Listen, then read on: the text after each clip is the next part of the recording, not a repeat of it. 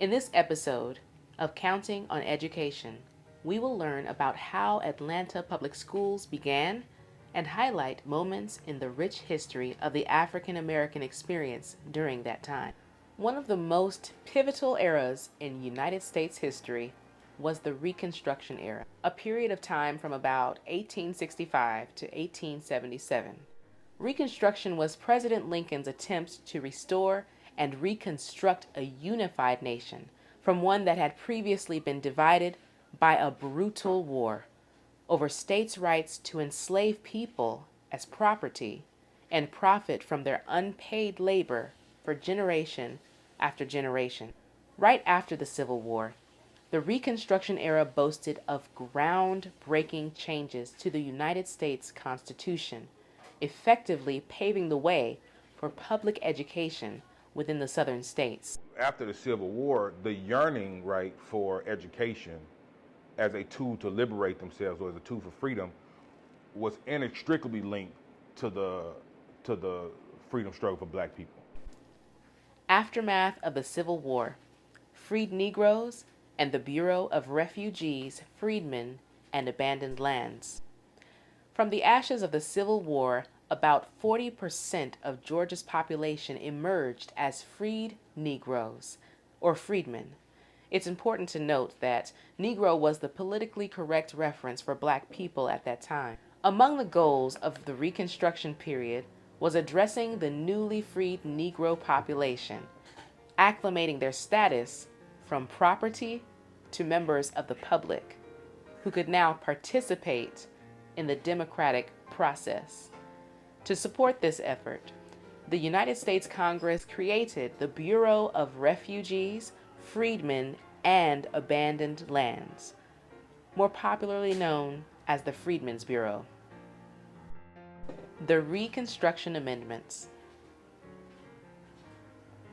Immediately after the Civil War, the Reconstruction era boasted of groundbreaking changes to the United States Constitution, effectively paving the way for public education in southern states. Let me explain. In just 5 years, the following Reconstruction amendments to the United States Constitution were ratified. The 13th Amendment abolished slavery and involuntary servitude, except for as punishment for a crime. The 14th Amendment established citizenship, equal protection under the law, and due process for all people born or naturalized in the United States, effectively granting citizenship to the newly freed Negroes.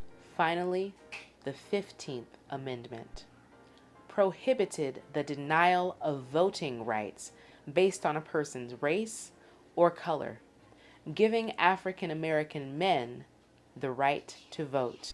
2 freedmen schools are started in Atlanta. One of the first initiatives of Reconstruction was providing education to newly freed children. Well, prior to Atlanta public schools being formed, there was the Freedmen's Bureau, which opened up 2 schools for children of freed slaves. And that was 1866. That was Storrs and Summer Hill. And they saw the importance of educating Negroes. Now, ironically, the white constituency did not want to pay taxes to educate anybody, not even their children. If they couldn't afford to go to private school, which a lot of them did, then they just weren't going to be educated. But once they got wind of the Negroes getting free education, they thought that was an affront. They saw it as a dangerous thing. An educated Negro, we weren't going to tolerate. We couldn't put up with that. Dr. Daniel O'Keefe's resolution and Reverend William Finch's Ensuring Education for All. In 1869, about 3 years after the initial formation of colored schools for Negro children, the president of Atlanta's Board of Aldermen, or what we would call City Council today, sets in motion a resolution to investigate the start of a new public school system. Dr. Daniel O'Keefe, he's the president of the Atlanta City Council. So 1869, he put forth a resolution to establish the Atlanta Public Schools. And they poo-pooed and paw-pawed. They didn't want to have it. We don't want to pay taxes for this. And they said, well, you know, the Negroes are getting educated. We can't have Negroes being educated and our people not educated. So ultimately, they decided they would form the Atlanta Public School System. The following year, African American men were enfranchised, and the predominantly black Fourth Ward elected one of the two first black councilmen to the City Hall, Reverend William Finch. Finch ultimately did the work to ensure not only that the public school system be created, but he also ensured that the new school system would be for all Atlanta students, regardless of color, class, race, or party. While O'Keefe's resolution received opposition from taxpayers, Finch took it upon himself to lobby for the system by galvanizing his community, his Republican political party, and most effectively, being a literate Negro. He wrote an open letter to the press, publicly urging Dr. O'Keefe to make a statement concerning the inclusivity of the newly proposed school district. Finch and Graham, the other black councilmen, lost their seats on the council the following year due to redistricting. Yet, Finch's influence and work in educational advocacy had only just begun. My name is Kamaria Finch, and my ancestor is William Finch. My main thing that I really want to drive home is that he didn't just do it just for black children, because that's a misnomer. And even in his letter, you see, he said for white labor kids and colored children, you know what I'm saying, and bringing it home. That's just really important. The Atlanta public school system begins. They only decided to have 2 high schools and 4 grammar schools. And those 2 high schools and the 4 grammar schools were to be gender and racially segregated.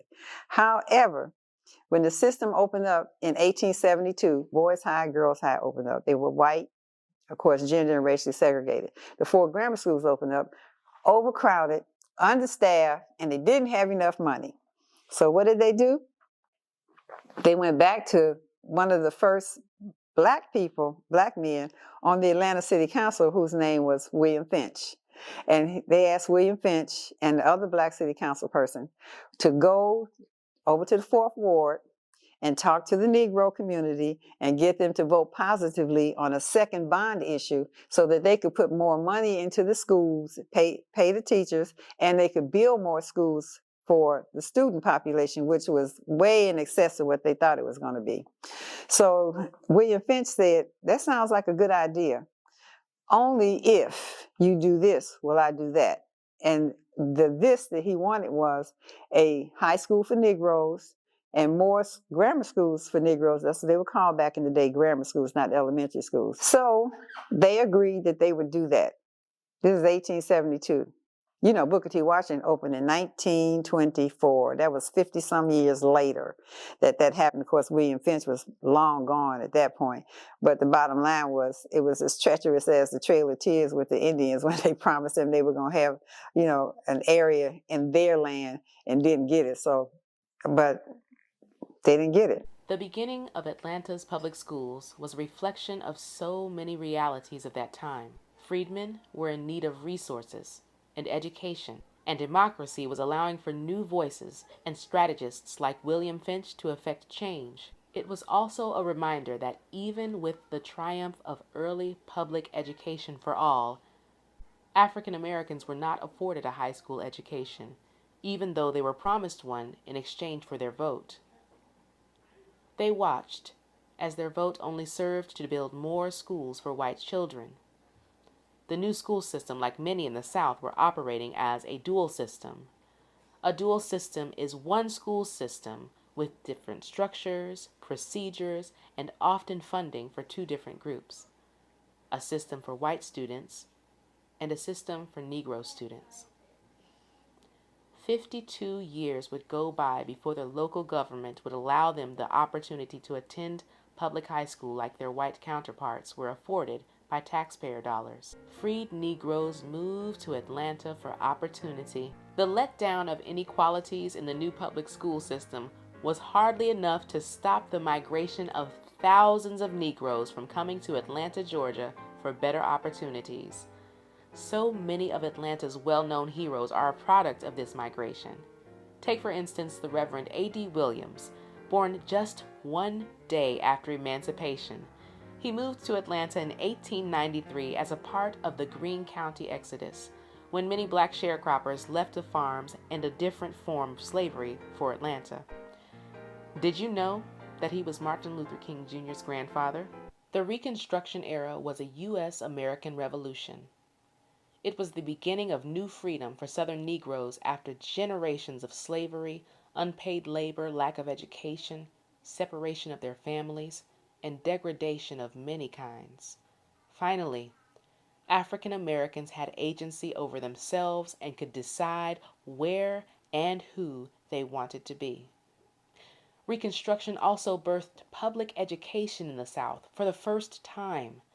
The era was a grand experiment in broadening democracy and bringing us closer to our nation's foundational statement. We hold these truths to be self-evident, that all men are created equal, that they are endowed by their Creator with certain unalienable rights. In the midst of our country actualizing this declaration, it would be hard for anyone to imagine what was about to happen. Perhaps the assassination of President Abraham Lincoln was a precursor of what was to come. Perhaps the rage of his assassin, rooted in his hate for rights given to African Americans, was a genuine, jarring precursor of Jim Crow.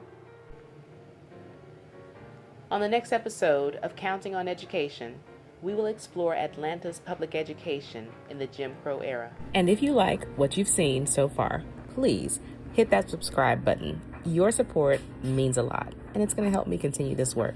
So, until next time, make sure you subscribe and even turn on your notifications. Signing off, Erika Brayboy Collier, your public historian.